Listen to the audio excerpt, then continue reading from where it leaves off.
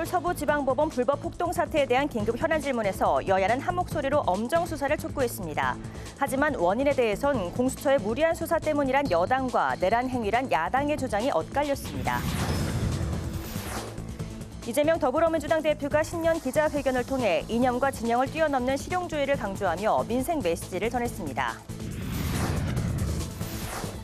국민의힘은 이진숙 방송통신위원장의 탄핵이 기각되자 민주당의 탄핵 남발과 입법 독재의 민낯이 드러났다고 비판했습니다. 대기자의 시선으로 분석해보는 정가 동향 기자 대기자. 윤 대통령이 탄핵 심판 4차 변론기일에 출석하고 김용현 전 국방부 장관도 증인으로 나온 가운데 핵심 쟁점에 대해 어떤 입장을 밝혔는지 살펴봅니다.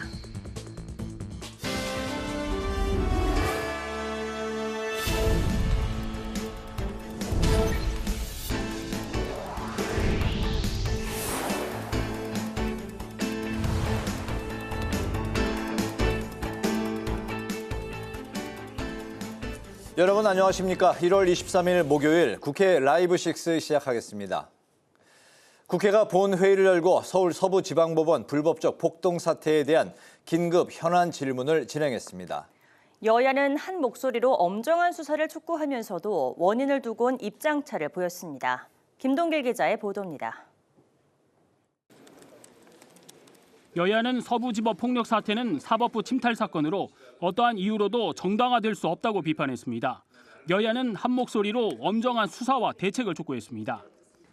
집회는 합법적인 영역에서 이루어져야 되고 어떤 경우에도 폭력은 안 됩니다. 그렇죠? 네, 동의하고 있습니다. 네. 예, 하여간 이건 법치주의의 중대한 도전이기 때문에 경찰이 정말 책임지고 수사해 주실 걸 부탁을 드립니다.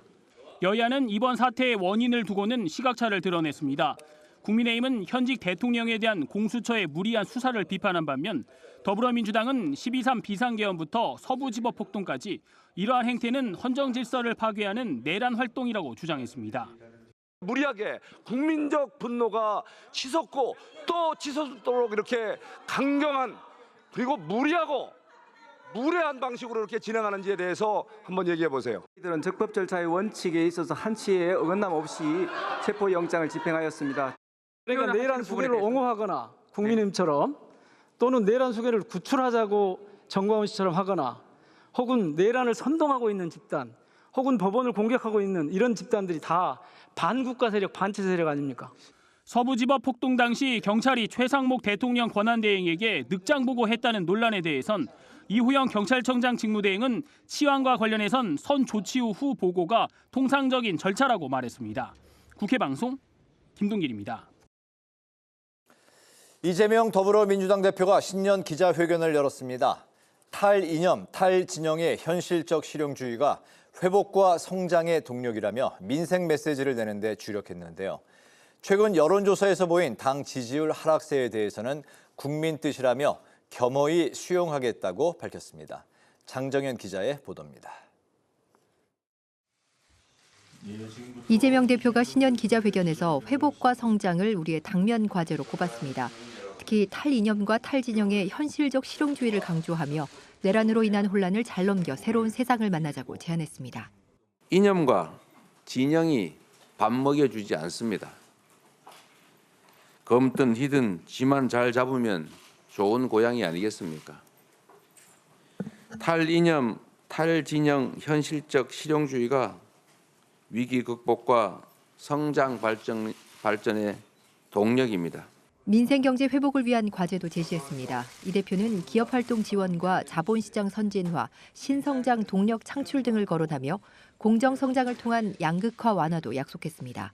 최근 여론조사 결과 당 지지율이 사실상 비상계엄 이전으로 돌아갔다는 기자 질문에는 국민 뜻이니 겸허히 수용한다고 답했습니다. 민주당에 대해서 더 큰 책임과 역할을 요구하고 기대하는 것이 아닌가 이런 생각을 합니다. 더 낮은 자세로 겸허하게 책임감을 갖고 임하는 것이 우리 민주당이 해야 될 일이라는. 최상목 대통령 권한대행을 향해서는 국정 운영이 매우 비정상적이라며 헌법재판관 임명과 상설특검 추천 의뢰 등에서 권한을 오락가락 행사한다고 강하게 비판했습니다. 한편 민주당 여론조사 검증 및 제도 개선 특위는 명태균 게이트 등으로 촉발된 여론조사 신뢰성 문제와 관련해 토론회를 개최했습니다. 토론회에서는 특정 단체나 집단 등에 의해 여론이 동원되고 여론조사를 통해 공론으로 포장될 수 있다는 우려가 나왔습니다. 전문가들은 앞으로 여론조사 방법을 개선해야 한다고 목소리를 높였습니다. 국회 방송 장정은입니다. 국민의힘은 이진숙 방통위원장 탄핵안이 기각되자 민주당 입법 독재의 민낯이 드러났다고 비판했습니다. 실용주의와 한미동맹을 강조한 이재명 대표의 기자회견에는 진정성이 의심된다고 주장했습니다. 김지수 기자입니다. 이진숙 방통위원장에 대한 탄핵안이 기각되자 민주당을 강하게 비판한 국민의힘. 근무한 지 3일 만에 직무 정지된 이 위원장이 돌아오기까지 172일이나 걸렸다고 지적했습니다. 민주당 이재명 세력의 정략적이고 악의적인 이진숙 위원장 탄핵은 성공한 셈입니다.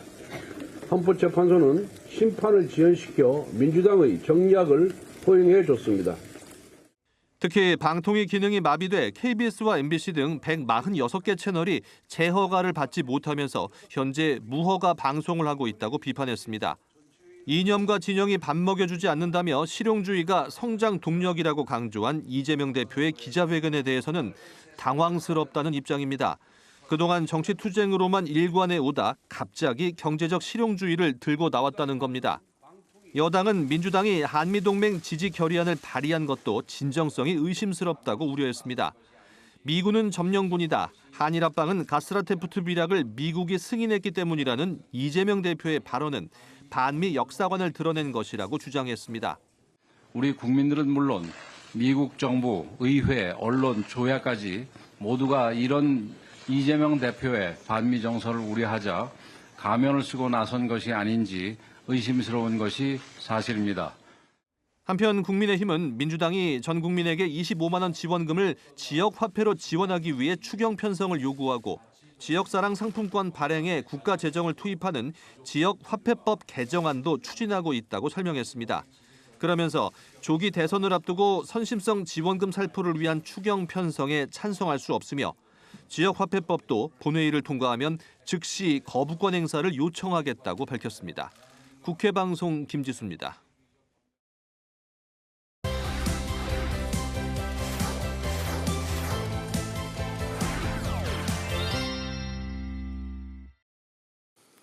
네, 오늘 이슈픽 한규미 개건 기자와 함께 오늘 이루어진 탄핵심판 4차 변론에 관한 내용부터 짚어보겠습니다. 한 기자 어서 오십시오. 네, 안녕하세요. 네, 윤석열 대통령이 오늘도 탄핵심판 변론에 직접 출석을 했는데요. 김용현 전 국방부 장관이 증인으로 출석하면서 두 사람이 대면을 했습니다. 그동안 두 사람이 진술이 엇갈렸기 때문에 오늘 만남에서 좀 분위기가 어떨까 상당히 이목이 쏠렸었는데 실제 어떻습니까? 네, 윤 대통령과 김용현 전 장관은 12.3 비상계엄 사태로 김 전 장관이 구속된 이후 처음으로 대면했습니다. 오늘 탄핵심판 변론에서 가장 핵심이 된 내용은 그간 두 사람 사이 진술이 달랐던 포고령 1호, 그리고 윤 대통령이 김 전 장관의 책임으로 돌린 비상입법기구 쪽지에 관한 것이었습니다. 먼저 포고령 1호를 보면 국회와 지방의회, 정당 등 정치활동을 금한다는 내용이었죠. 윤 대통령 측에서는 김 전 장관이 군사정권 시절 예문을 그대로 작성했다, 잘못 베낀 것이라는 입장이었습니다. 반면 김 전 장관은 검찰 조사에서 포고령 작성과 관련해 전체적 검토는 당연히 대통령이 했다, 포고령 작성 과정에서 윤 대통령이 관련 법전을 찾아봤다면서 상반된 주장을 했었습니다. 그런데 오늘 탄핵심판 변론에서는 김 전 장관이 사실상 태도를 바꿨습니다. 김 전 장관은 본인이 직접 관사에서 워드 프로그램으로 포고령 1호를 작성했다며 10건 이상의 과거 계엄령 문건을 참고했다고 밝혔습니다. 또 대통령이 보통은 보고서를 꼼꼼하게 보는데 당시에는 포고령을 쭉 훑어봤다고 말했는데요. 검찰 조사에서 김 전 장관이 대통령에게 최종 책임을 돌린 것과는 다르게 오늘은 윤 대통령에게 유리하고 자신에게 불리한 발언을 이어갔습니다. 그렇군요. 포고령 1호뿐만 아니라 비상입법기구에 관한 쪽지, 최상목 당시 기재부 장관에게 전달한 적이 있는지를 두고도 이목이 쏠렸었는데요. 김 전 장관이 쪽지도 자신이 작성한 게 맞다 이렇게 진술했습니까? 네, 김용현 전 장관은 탄핵심판 변론에서 비상입법기구 쪽지는 자신이 작성했고 또 실무자를 통해 당시 최상목 장관에게 전달했다고 말했습니다. 일명 비상입법기구 쪽지는 이 12.3 비상계엄의 국헌 문란 목적성을 가를 핵심 증거로 꼽히고 있는데요. 해당 문서에는 조속한 시일 내에 예비비를 확보하고 국회의 각종 자금을 끊으라고 적혀 있던 것으로 알려졌습니다. 국회를 해산할 목적을 가진 것으로 해석될 수 있는 대목인데요. 최상목 권한대행은 지난달 국회에 출석해서 윤 대통령의 지시로 참고 자료를 전달받았다고 말한 적이 있습니다. 반면 윤 대통령은 3차 변론기일에서 이 비상입법기구 쪽지를 최상목 대통령 권한대행에게 준 적이 없다며 쪽지를 작성한 사람은 국방부 장관밖에 없는데 구속이 돼 있어서 구체적으로 확인을 못했다고 말을 했었죠. 이렇게 오늘 김 전 장관의 진술로 윤 대통령의 주장에 더 힘이 실리게 된 겁니다. 그렇군요. 설 연휴를 앞두고 여야 모두 민심을 잡기 위해서 이제 분주하게 움직이고 있는 상황인데 이재명 민주당 대표가 오늘 신년 기자회견을 가졌죠? 네, 오늘 열린 신년 기자회견에서 이 중도층으로 외연을 확장하려는 그런 이 대표의 발언이 눈에 띄었습니다. 이재명 대표는 기존에 강조해오던 기본소득이 아닌 경제 회복과 성장의 방점을 찍었는데요. 실용주의가 성장 동력이라는 메시지를 내놨습니다. 특히 이 대표는 기업 경쟁력이 국가 경쟁력이라면서 기업 활동 장애를 최소화해야 한다고 밝혔습니다. 이 대표에게 여전히 기본소득론자인지 묻는 기자의 질문에는 국민의 삶이 어렵고 경제적 토대가 훼손되고 있다며 나누는 문제보다 만들어가는 과정이 더 중요하다고 말했습니다. 그동안 주장했던 기본소득에서 한 발 물러선 겁니다. 윤 대통령의 탄핵 정국에도 불구하고 최근 민주당의 지지율이 하락하고 있어서 국면 전환을 위한 것으로 해석됩니다. 지지율 하락에 대해서도 직접적으로 언급했는데요. 당 지지율 하락 원인에 대해 이 탄핵 심판 상황에서 국민들께서 민주당의 더 큰 책임과 역할을 기대하고 있는 것 같다고 말했습니다. 이 대표는 국민의 뜻이기에 겸허하게 수용하며 낮은 자세로 임하겠다고 밝혔습니다. 네, 여권에서도 차기 대선 출마를 시사하는 인물들이 나오고 있는데요. 홍준표 대구시장, 유승민 전 의원이 이제 관련한 의지를 드러냈죠. 네, 여권에서도 조기 대선 이 출마를 암시하는 발언들이 이어지고 있습니다. 홍준표 대구시장은 일찍부터 대선 출마 의사를 밝혀왔는데요. 지난 21일에는 SNS에 차기 대선 후보 자격으로 미국 대통령 취임 준비위원회 초청으로 8년 만에 워싱턴을 방문했다고 했습니다. 유승민 전 국민의힘 의원은 오늘 한 라디오에서 대선에 대해 꼭 도전해보고 싶다는 꿈은 늘 갖고 있다며 출마는 상수라고 답했습니다. 다만 오세훈 서울시장은 어제 서울시청에서 열린 신년 기자간담회에서 출마 여부에 대해서 말하기는 이른 시점이라며 명확히 답변하기 어렵다고 밝혔습니다. 한편 차기 대권주자 여론조사에서 김문수 고용노동부 장관이 여권 내 상위권으로 떠오르고 있는데요. 차기 대통령 적합도를 묻는 전국지표 조사에서 이재명 대표가 28%, 김문수 장관이 14%로 그 뒤를 이었습니다.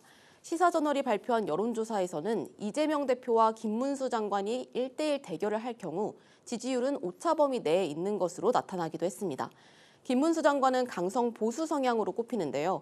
그간 윤 대통령을 적극적으로 엄호하는 모습을 보이면서 이 강성 지지층의 선택을 받은 것 아니냐는 해석이 나옵니다. 김 장관 지지율이 여러 여론조사에서 상승세를 타고 있는 건 맞지만 당 일각에선 중도층 확장 측면에서 의문이라는 회의적인 반응도 있습니다. 네, 오늘 이슈픽 한규미 객원 기자와 함께했습니다. 오늘 말씀 잘 들었습니다. 고맙습니다.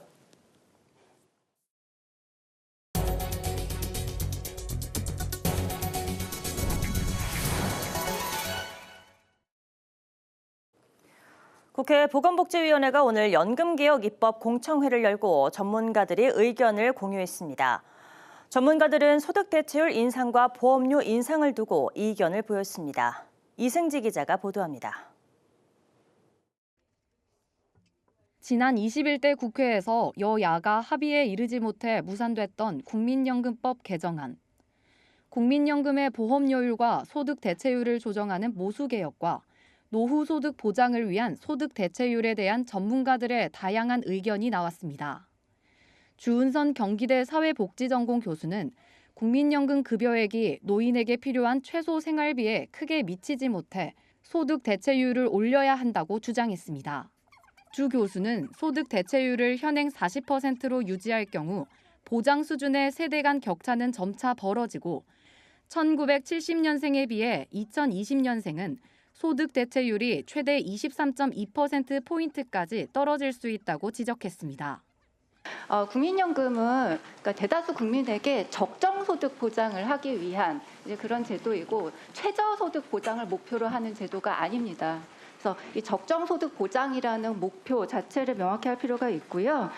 오건호 내가 만드는 복지국가 정책위원장은 다른 국가들이 강력한 재정 안정화 조치를 할 때 우리나라는 조정이 없었다면서 보험료율을 9%에서 13%로 인상해야 한다고 강조했습니다. 우리나라 소득 대체율은 법정 명목 소득 대체율이 낮은 게 아니에요. 그러니까 국민연금이 빈약한 이유는 의무 가입 기간의 문제이거든요. 국민연금 보장성을 강화시켜야 됩니다. 윤성명 보건사회연구원 연구위원은 보험료율을 12%와 소득 대체율 30%를 가정해도 기금 소진 시점은 2070년이고 보험료율 13%와 소득 대체율 42%를 유지하면 2072년에 기금이 소진된다고 예상했습니다. 윤 연구위원은 보험료율과 소득 대체율 미세 조정이 큰 의미가 없다고 지적했습니다. 한편 연구개혁 특위 구성을 놓고 여야의 의견이 엇갈렸습니다. 국민의힘은 범국회 차원의 특위 구성을 요구했고 민주당은 상임위에서 논의하자고 주장했습니다. 조금 폭을 넓혀서 제대로 된 연금 개혁이 되려면 국민연금만 갖고 되지는 않는다. 국회 특위를 빨리 구성하라는. 국민연금 개혁이 필요하다라고 하는 거는 뭐 여야가 같이 주장해왔던 바고 하니까 뭐 나중에 특위가 만들어진다 하더라도 상임위에서 논의를 해야 된다고 생각합니다.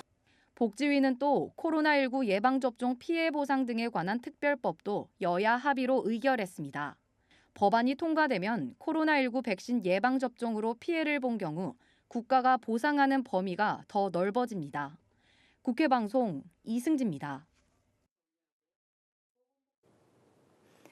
국민의힘 원로들이 당 지도부를 만나 윤 대통령의 즉각 석방을 요구하고 조기 대선에 대비해야 한다고 조언했습니다. 윤 대통령을 구속 수사하는 수사기관의 행태를 비판한 상임고문단은 당 지도부가 대통령의 즉각 석방과 예우를 갖춘 수사를 요구해야 한다고 강조했습니다.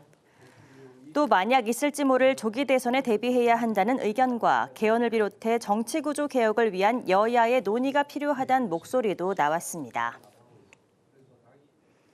더불어민주당 민생경제회복단이 서민금융과 보건의료, 복지, 그리고 주거 등 4대 민생 분야 추가 경정 예산안 간담회를 가졌습니다. 민생회복단장을 맡고 있는 허영 의원은 양극화 문제가 가장 심각한 서민금융과 보건의료 등의 분야에 재정적인 역할이 중요하다고 강조했습니다. 민병덕 의원도 소상공인과 비정규직 노동자, 장애인 등 사회적 약자들이 경제위기 최전선에 놓여 있다고 지적했습니다.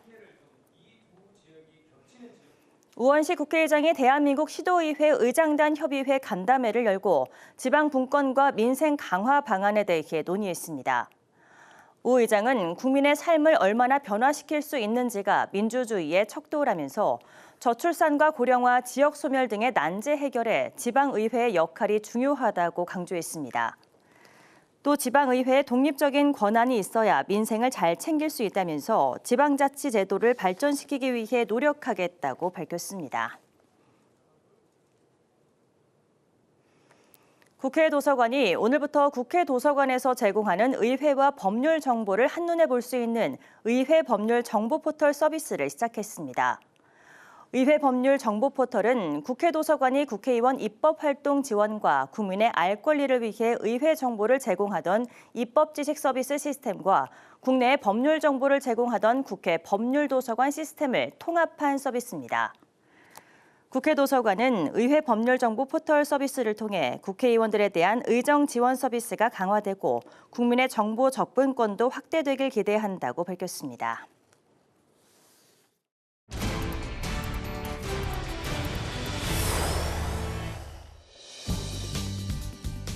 (1월 23일) 정치권의 뜨거운 말말말, 오늘의 정치톡입니다. 첫 번째 주제는 꿈틀대는 여권 주자들입니다. 윤석열 대통령의 탄핵 심판 결과가 아직 확정되진 않았지만 벌써부터 여권의 보수 진영 대선 주자들이 조기 대선 출마 가능성을 본격적으로 시사하고 나서는 분위기입니다.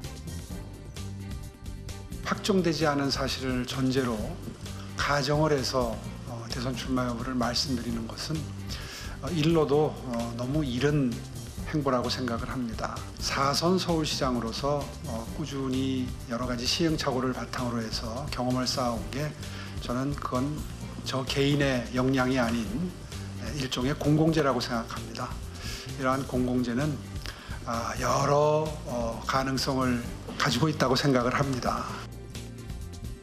이처럼 조기 대선을 거론하는 자체를 조심스러워하면서도 홍준표 대구시장을 비롯해 유승민 전 의원 등이 사실상 출마 의사를 공개적으로 밝힌 가운데 스스로의 경쟁력을 어필하고 나서면서 중도층 포섭의 중요성을 강조하고 있는데요. 꼭 도전해보고 싶다는 꿈은 늘 갖고 있습니다. 국민의힘 모든 후보들 중에 중도 확장성, 제가 늘 강조하는 중도층 수도권, 청년층에 대한 소구력, 호소력은 저는 제가 제일 강하다고 생각을 합니다. 지금은 정말 중도층의 마음을 잡는 것이, 그러니까 잃어버렸던 신뢰를 다시 얻는 것이 정말로 중요합니다. 이들을 다 아울러야지 50%가 넘게 됩니다. 그래야지만 대선에서 이길 수 있는데. 이 가운데 계엄 정국 이전만 해도 주요 대권주자 반열과 멀었던 김문수 고용노동부 장관이 빠르게 부상하고 있어 이목을 끄는데요. 다른 주자들에 비해 정치적인 선명성이 강하다는 점, 계엄 직후부터 일관되게 윤 대통령을 엄호해왔던 부분이 강점이 될지 약점이 될지 여부에 의견이 엇갈립니다. 이재명 대표의 지지율이 국민의힘, 김문수 등 다 합쳐놔도 안 되잖아요. 그렇기 때문에 저는 극우 보수가 뭉쳤다고 하면은 우리 진보도 뭉칠 것이다. 저는 그렇게 봐서 지금 뭐 거기에 얽매일 필요 없다. 무엇보다 강력한 야권 주자인 이재명 대표와의 경쟁력에서 어느 만큼 우위를 차지할 수 있을지가 최대의 관건으로 꼽히는데요.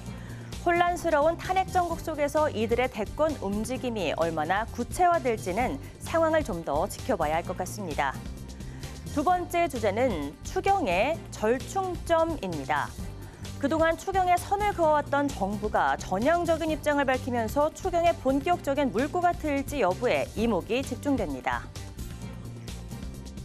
추가적인 재정 투입이 필요하다는 의견도 정치권뿐 아니라 지자체, 경제계 등 일선 현장에서 제기되고 있습니다. 재정이 기본 원칙 하에 국회와 정부가 함께 논의해 나갈 수 있을 것입니다. 지난 16일 개최한 금융통화위원회에서 이창용 한은 총재가 성장률이 잠재 성장률 밑으로 떨어졌기 때문에 당연히 추경이 필요하다면서 이례적으로 추경을 언급하기도 했었죠.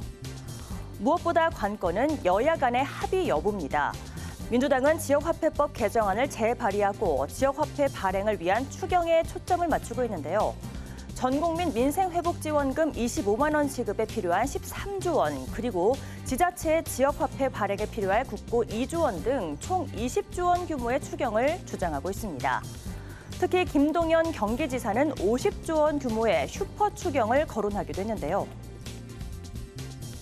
그 50조 중에는 민생경제 최소한 15조, 우리 소상공인, 자영업자, 취약계층들이 있거든요. 그리고 민생회복지원금에 10조 이상, 미래 먹거리 투자에 한 15조 이상 해서 50조 얘기를 했기 때문에 그중에서도 이 민생경제 또 회복지원금 이런 투자가 우리 물가를 크게 자극하지 않을 것으로 저는 믿고 있습니다. 하지만 국민의힘 권성동 원내대표는 지역화폐법 개정안을 이른바 국가재정갈취법으로 규정하며 국회 본회의 통과 시 즉시 거부권 행사를 요청하겠다는 뜻을 밝혔습니다.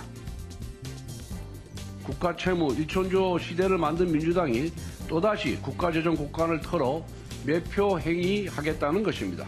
자신의 정략적 이익을 위해 미래 세대를 빚쟁이로 만들겠다는 심보인데 내수 진작 효과가 미미하다는 주장이지만 여당도 무조건적인 반대보단 대안을 제시하고 협의에 나서야 할 것으로 보이는데요. 여야정 국정협의회가 합리적인 수준에서의 절충점을 찾아나갈 수 있길 바라겠습니다. 지금까지 오늘의 정치톡이었습니다.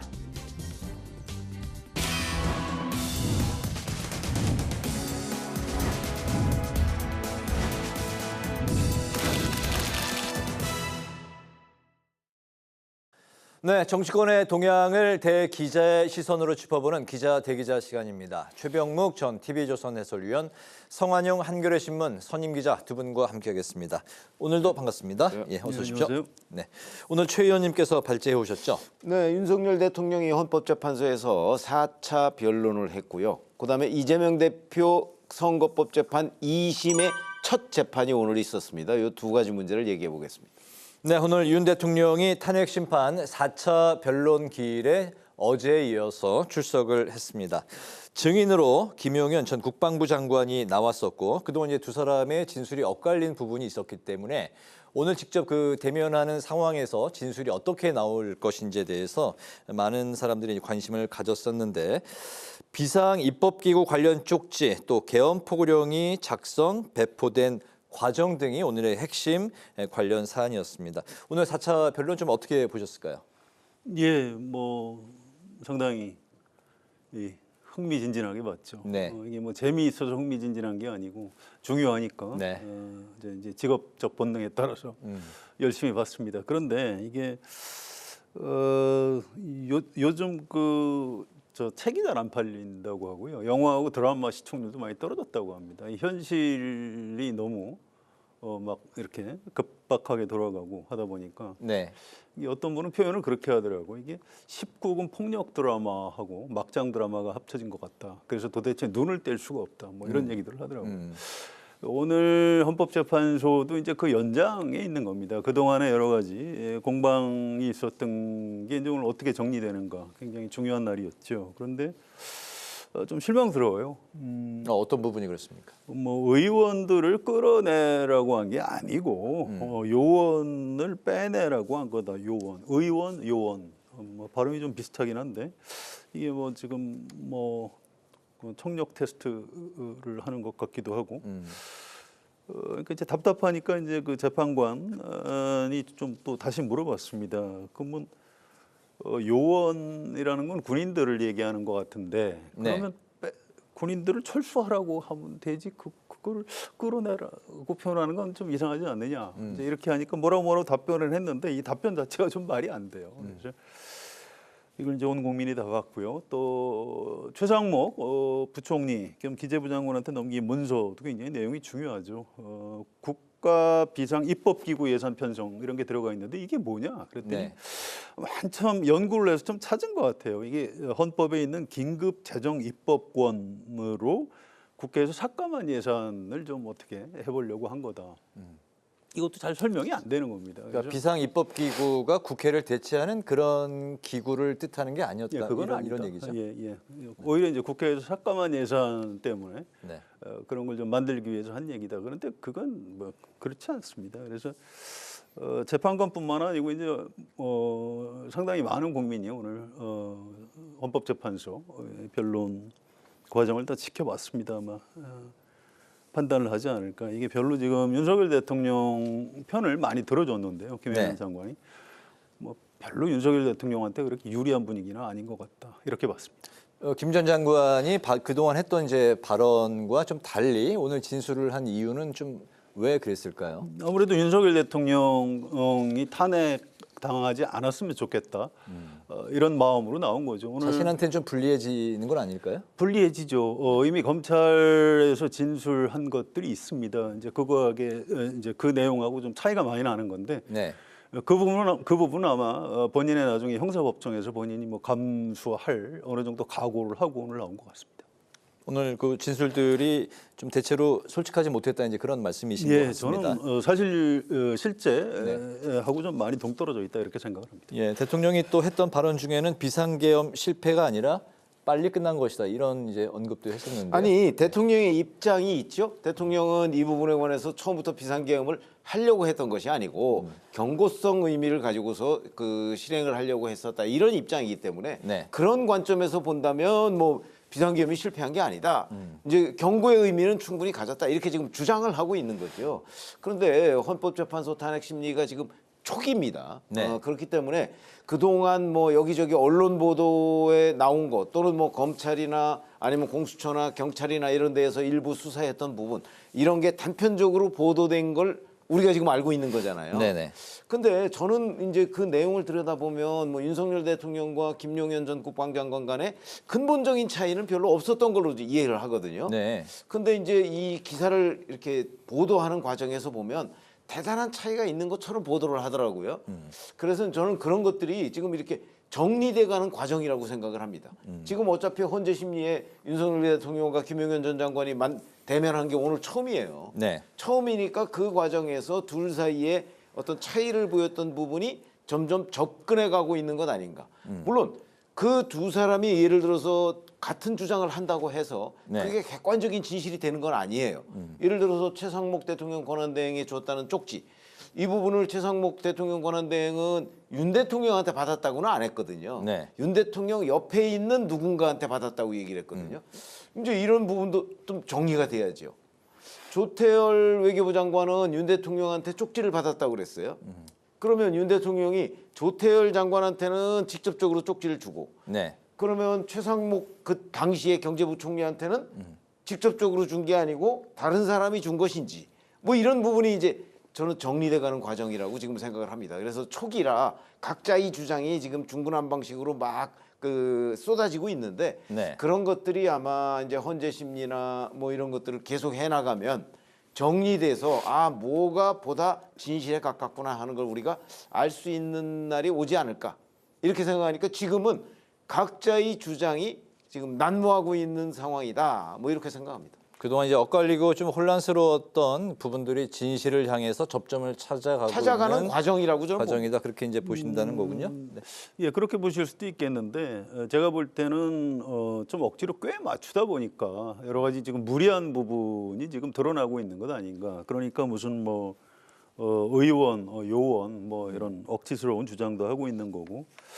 또 오늘 김용현 전 장관이 처음에 반대 신문을 안 하겠다고 했거든요. 네. 그것도 이제 아무래도 여기서 얘기한 게 나중에 본인 형사 재판에서 어떻게 불리하게 작용할지 이런 걱정도 좀 했던 것 같습니다. 네. 그런데 재판관들이 그렇게 하면 그 주신문에서 한 얘기도 다 설득력이 떨어집니다. 이렇게 하니까 이제 어쩔 수 없이 한 거죠. 그래서 이런 것들은 시간이 좀 지나면 다 어느 게 진실인지 드러날 걸로 보이고요. 지금은 뭐가 좀 정리가 돼가는 과정이 아니고 억지로 좀 꽤 맞춰져 가는 이번 비상계엄이 내란이 아니었다. 또 윤석열 대통령 탄핵하면 안 된다. 이제 이 주장을 하기 위한 대통령하고 국방부 장관의 노력이 좀 이렇게 눈물겹게 펼쳐지는 이런 장면 아닌가 싶습니다. 그렇게 정리를 첫 번째 이슈는 좀 짚고 넘어가도록 하겠습니다. 공수처가 내란 우두머리 혐의를 받고 있는 윤 대통령 사건을 검찰로 이제 보내고 기소를 요구를 했습니다. 공수처가 내란 혐의 사건 수사에 착수한 지 51일 만인데 윤 대통령 변호인단은 공수처 불법 수사에 대해서 법적 책임을 묻겠다고 이제 경고를 했습니다. 공수처에 대한 평가 그리고 이제 앞으로 이제 수사가 좀 어떻게 진행이 될지 검찰로 넘어갔는데 검찰총장 출신의 대통령 수사가 또 제대로 될 수 있겠냐 이런 이야기도 더불어 나오고 있네요. 지금까지 검찰에서 보여온 태도를 보면요, 윤석열 대통령에 대해서 수사를 안 할 것 같지는 않아요. 네. 굉장히 어찌 보면 가혹하다고 생각할 정도로 수사를 할 것으로 보여요. 네. 그러나 이제 문제는 윤석열 대통령의 입장이죠. 이제 공수처나 검찰에 대해서는 내란 혐의에 대한 수사권이 없다는 입장이거든요. 그러니까 그래서 지금까지 이제 공수처 검사의 질문에 대해서 답변을 안 했던 거잖아요. 네. 그러니까 그러면 검찰로 넘어갔을 때 그럼 검찰은 내란 혐의에 대한 수사권이 있느냐? 없거든요. 검찰도. 지금 현재 내란 혐의에 대한 수사권이 있는 쪽은 경찰입니다. 그렇기 때문에 그러나 이제 이런 게 또 있을 수가 있어요. 어차피 경찰이든 공수처든 수사를 하면 나중에 검찰로 넘어가서 검찰이 기소를 하게 되거든요. 네. 그러면 이제 검찰은 그때 보완 수사를 할 수가 있어요. 그러니까 이거는 초기 수사하고는 좀 다른 개념이에요. 네. 아마 그런 측면에서 윤석열 대통령이 이제 검찰로 이제 넘어가니까 그럼 검찰에 가서 그 보완 수사에는 임하겠다는 건지 아니면 검찰도 수사권이 없으니까 임하지 않을지 뭐 그런 부분은 이제 조금 더 두고 봐야 되는 대목이 있는데 네. 여하튼 공수처는 윤석열 대통령 사실상 단 한 번도 조사를 못했고요. 그리고 그동안에 뭐 체포 뭐 이런 데 너무 힘을 오래 쓰다 보니까 자꾸 모양 갖추기 쪽에만 너무 치중하다가 결국 빈손이 된 것 아닌가. 저는 이렇게 판단을 합니다. 검찰 수사 의지에 대해서는 어떻게 생각하십니까? 검찰의 수사 의지는 저는 별로 의심할 여지가 없다고 보는 것이 네. 그동안에 초반에 수사를 꽤 했었잖아요.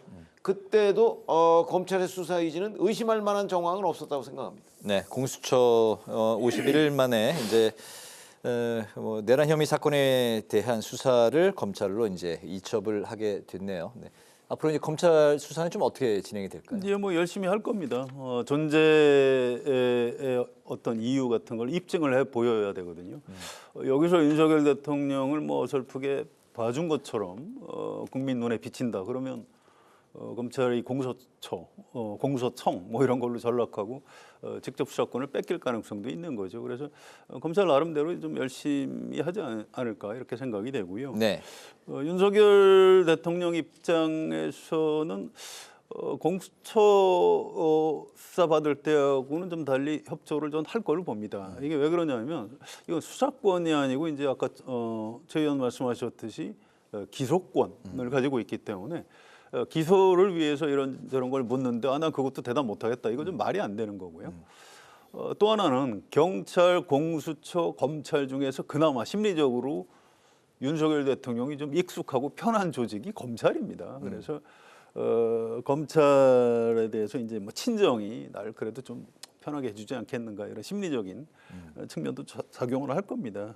아무튼 공수처는 좀 딱하게 되긴 했어요. 이번에 여러 가지 노력을 많이 했는데 결과적으로 보면 성과를 좀 못 올렸기 때문에 좀 체면은 구겼는데 좀 어쩔 수 없는 측면은 있는 것 같습니다. 이렇게 윤석열 대통령이 나 진술 거부하고 나 아무것도 안 하겠다 이런 상황에서는 공수처로서는 검찰에 좀 며칠이라도 좀 빨리 이렇게 넘긴 결정을 한 것 자체는 좀 잘했다. 저는 이렇게 평가하고 싶습니다. 알겠습니다. 오늘 이재명 민주당 대표가 신년 기자회견을 열었습니다. 민생 메시지에 이제 주력하는 그런 메시지를 던졌고 또 최근 지지율 하락세에 대해서는 국민 뜻으로 겸허하게 받아들이겠다는 입장이었는데요. 특히 이제 카톡 검열 논란에 대해서는 허위 사실이고 불가능하다는 입장을 밝혔습니다. 이재명 대표 오늘 올해 첫 기자회견 좀 어떻게 들으셨을까요? 글쎄요, 오늘 여러 가지 이제 얘기를 하고 민생 분야를 강조하고 그랬는데 아마도 최근 이제 윤석열 대통령의 비상계엄 선포 및 철회 이후에 지금 한 달 보름 정도 지났잖아요. 네. 그 지났는데 지지율이 민주당이 예상했던 것보다 훨씬 더 형편없이 이제 나왔단 말이죠. 평상시 같았으면 아마 이 정도 탄핵 정국에서 민주당 지지율이 국민의힘 지지율의 거의 2배 정도가 돼야 정상이라고 판단을 했을 텐데 지금 그렇지 않은 상황이란 말이죠. 그러다 보니까 이제 본인의 과거를 지우기 시작한 거라고 저는 봐요. 과거에 지금까지 이재명 대표나 민주당이 해온 것이 민생을 그렇게 염두에 두고 국회 활동을 해왔다고 저는 평가하지 않거든요. 네. 근데 그거를 지금 갑자기 코페르니쿠스적 전환을 지금 했단 말이죠. 근데 이재명 대표가 이런 적이 워낙 여러 번이기 때문에 저는 국민들이 과연 이재명 대표의 저런 갑작스런 전환, 그게 물론 지지율 때문이다 이렇게 지금 아마 이해는 할 텐데 그래도 저거 믿어도 되나 하는 정도의 어떤 당혹감을 느낄 가능성이 오히려 더 높다 이렇게 보기 때문에 이재명 대표가 오늘 신년 기자회견에서 목표로 했던 그 방향 이 부분에 대해서 국민들로부터 그렇게 진정성을 인정받을 수 있을까? 저는 대단히 회의적입니다. 네, 탈이념, 탈진영의 실용주의, 흥묘, 백묘 이야기도 나왔습니다. 오늘 어떻게 보셨을까요? 글쎄요, 신년 기자회견 야당 대표가 이렇게 해서 자기 어떤 정책 노선, 방향 이런 걸 밝히고 정치 현안에 대해서 기자들의 질문에 답변을 하고 굉장히 의미 있는 자리라고 생각을 합니다. 네. 이제 아쉬운 건 이게 이재명 대표 일극 체제 아니냐 이런 비판에 대해서 일극 체제라고 할지 아니면 당이 안정적으로 운영되고 있다고 볼지 이거는 보는 입장에 따라 다를 것이다. 이게 사실 지금 민주당 지지율이 자꾸 빠지고 있는 게 이제 보수 결집의 원인이 있기도 하지만 실제로 민주당은 너무 이재명 대표 일극 체제로 움직이는 것 아니냐 이제 이런 비판 여론이 있는 게 사실이거든요. 근데 그 부분에 대해서 좀 깊이 내가 지금 고민하고 있다라든가 아니면 당내에 어떤 이른바 비주류 쪽하고 좀 이렇게 뭐 통합을 앞으로 해 나가겠다든가 뭐 이런 메시지를 줬으면 좋았을 텐데 그런 얘기가 없었던 게 좀 아쉽고요. 또 한 가지는 그 약간의 그 성장 우선 쪽으로 어떤 정책 노선의 변경 같은 얘기를 좀 했는데 이게 뭐 그럴 수 있습니다. 뭐 중도 확장 뭐 이런 생각도 할 수 있고요. 또 안정감 또 줄 수 있고 다 괜찮은데 그러면 이제 본인이 과거에 얘기했던 뭐 기본소득 이게 이를테면 취약계층을 이제 어떻게 할 것이냐 이제 이 부분이거든요. 근데 오늘 그 부분은 기자가 질문을 했는데 이건 다음에 얘기하겠다 이렇게 하고 얘기를 안 했어요. 그래서 좀 아쉬움이 있습니다. 이게 굉장히 중요한 어떤 정책 노선의 변경일 수가 있는데 그렇다면 대안도 마련해서 이렇게 동시에 설명을 하는 게 맞는데 일단 성장이 워낙 지금 세계적으로 안 좋기 때문에 또 우리나라 상황이 안 좋기 때문에 일단 성장 쪽으로 내가 노선을 변경하겠다 이렇게 해놓고 그럼 그동안에 이재명 대표가 얘기했던 뭐 취약계층 대책 뭐 이런 부분은 왜 얘기를 안 하느냐 여기에 대한 답변이 있었으면 좋았을 텐데 없었습니다. 그래서 아쉬움이 있고요. 이건 기회가 있는 대로 곧장 좀 내용을 채워 나가야 될 겁니다. 그럼 이런 식으로 공허하게 그냥 나는 성장으로 좀 하겠다. 뭐 그거만 갖고 뭐 이재명 대표가 잘하고 있다. 뭐 다음 대통령 될 만하다. 뭐 이렇게 평가할 수는 없는 거거든요. 네. 그 부분은 약간 좀 저는 유보적으로 얘기하고 싶습니다. 네, 오늘 신년 기자회견이 있은 다음에 2심 첫 재판이 또 있었는데 이 자리에서는 기자들 질문에 이제 시종 함구하고 재판정으로 이제 들어가는 모습을 보였습니다. 조금 전에 들어온 이제 속보에 의하면 이재명 대표의 2심 결심 공판이 이르면 2월 26일에 있을 예정이고 3월 선고가 가능하다 이렇게 이제 속보가 떴습니다.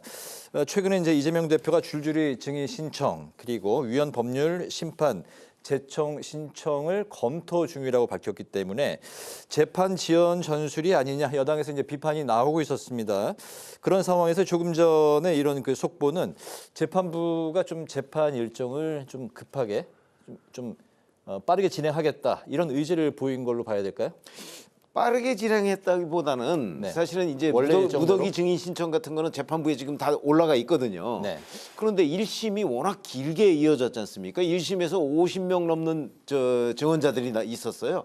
그리고 2년 2개월 동안 그 1심을 했기 때문에 사실 1심에서 법정 증언을 들었던 사람을 2심에서 다시 부르지는 않아요. 보통의 경우에. 그렇기 때문에 1심이 길어진 만큼 2심은 새로운 사실이 없으면 그렇게 길어질 이유가 없거든요. 저는 그런 부분에서 2심 재판부가 지금 정리를 한 거라고 봐요. 단축시킨 거죠. 왜냐하면 1심과 중복되는 증인은 다시 부를 이유가 없거든요. 그렇기 때문에 그걸 정리한 것이라고 보이고 그다음에 이제 이 선거법 허위사실 유포에 대해서 우연 법률 심판을 제청하겠다고 이미 본인들이 항소이유서에서 설명을 했어요. 그런데 아직 뭐 신청을 안 했다고는 하지만 그 부분도 이제 재판부가 볼 때는 이거는 재판 지연 전술 그 이상도 이하도 아니다. 아마 이렇게 판단한 것이 아닌가. 그래서 이제 일단 그 앞으로의 재판 일정을 지금 쭉 잡아놓은 거죠. 그러나 이제 중간에 예를 들어서 이재명 대표 쪽에서 재판부가 예상할 수 없었던 어떤 문제를 들고 나온다든가 뭐 이럴 경우에는 또 조금 선고가 연기될 수도 있고 결심이 연기될 수도 있는 이런 상황입니다. 예. 일단은 2월 26일이니까 약 한 달 후쯤에 2심 이제 결심 공판이 있고 3월 최종 선고가 나올 수 있다. 이런 흐름은 이재명 대표에게도 또 여러 가지 또 좀 생각을 해봐야 될 수 있는 그런 이제 속보가 되겠네요. 예, 그렇게 뭐 2심 선고가 빨라지면 오히려 좋은 거 아닌가요? 이게 이재명 대표에게요? 예, 1심에서 이게 뭐 1심 선고 내용이 좀 잘못됐다. 그리고 오히려 2심에서 무죄를 선고받거나 아니면 양형이라도 뭐 좀 이렇게 가볍게 받는다면 이재명 대표한테도 꼭 나쁜 건 아닙니다. 그래서 이거 자체를 가지고 뭐 이렇게 뭐 평가하고 싶지는 않고요.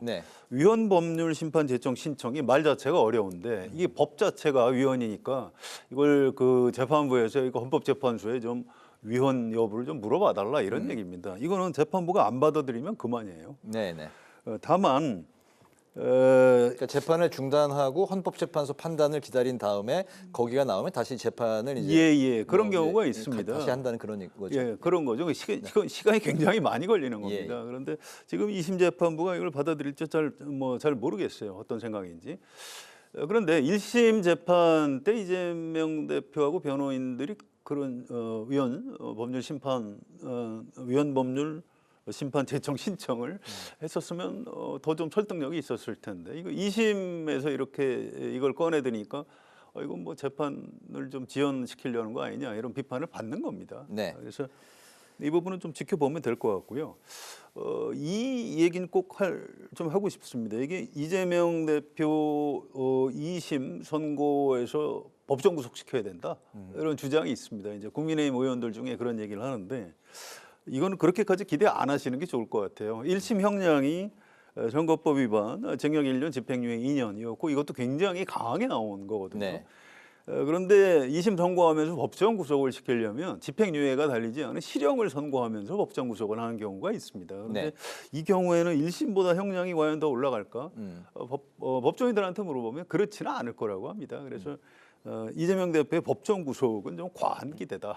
뭐 이런 생각은 들고요. 네. 아무튼 여기서 유죄 선고가 내려지면 이재명 대표가 당내 대선 주자 입지가 이제 좀 흔들릴 가능성은 좀 있는 거죠. 그래서 2심 선고가 언제 나올지 어떤 결론으로 나올지 이런 부분 좀 더 지켜봐야 될 것 같습니다. 네, 대통령 탄핵 심판 결과도 2말 3초 얘기도 나오고 있기 때문에 맞물려서 2월 말 3월이 굉장히 격동의 다이나믹한 그런 정치 시계가 돌아갈 것 같습니다. 마지막 이슈 오늘 헌법재판소가 이진숙 방송통신위원장의 탄핵 소추를 기각을 했는데요. 기각 인용이 4대4로 맞섰지만 6명 이상이 인용을 찬성을 해야만 인용이 이제 되기 때문에 기각이 됐습니다. 5개월 만에 이제 업무에 복귀하게 됐는데요. 탄핵 기각 결정 어떻게 보시는지 그리고 앞으로 이제 방송계 쪽에 좀 어떤 게 변화 좀 어떻게 예상하시는지 성 의원님부터 들어볼까요? 예, 이거는 뭐 어떤 분들은 4대4다 이런 얘기를 하던데 그거 별로 중요하지 않습니다. 이거 기각된 게 중요한 거예요. 네. 이건 국회 탄핵 소추가 잘못된 거라고 헌법재판소에서 결론을 내린 겁니다. 그래서 이제 방송통신위원장 직무에 복귀해서 이를 이제 성실하게 이렇게 하면 되는 겁니다. 이 대법원 판결이나 헌법재판소 결정은 법적 절차의 어떤 최종 심입니다. 그래서 그게 잘 됐다, 잘못됐다 이렇게 평가하면 안 되고요. 거기에 대해서 이의를 제기하면 그건 체제를 흔드는 겁니다. 네. 옳지도 않고요. 아무 의미도 없고 실효도 없습니다. 그래서 법적 절차의 어떤 최종적인 결론은 대한민국 국민으로서 무조건 받아들여야 되는 거고요. 네. 그런 의미에서 우리 모두 승복을 해야 되고 그래야 또 우리 민주주의 체제가 유지가 되는 겁니다. 오늘로서 이제 이 얘기는 더 이상 논란하지 않는 게 좋을 것 같습니다. 네, 방송계가 이제 앞으로 어떻게 흘러갈지는 이제 지켜봐야 될 사안이라는 그렇습니다. 그런 오늘 기각이 이게 이제 요지가 그거거든요. 2인 체제의 방통위에서 결정한 게 유효하냐 아니냐, 위법이냐 아니냐 이거거든요. 네. 근데 이게 헌법재판소에서 이진숙 방송통신위원장 탄핵 심판이 기각은 됐지만 그렇다고 해서 2인 체제에서 결정한 게 다 유효하다. 또 이견은 아니에요. 네. 왜냐하면 헌법재판소는 6인 이상이어야 되기 때문에 4대4라는 게 그런 점에서 중요하다고 봐요. 그리고 법원 판결을 봐도요. 이게 엇갈려요.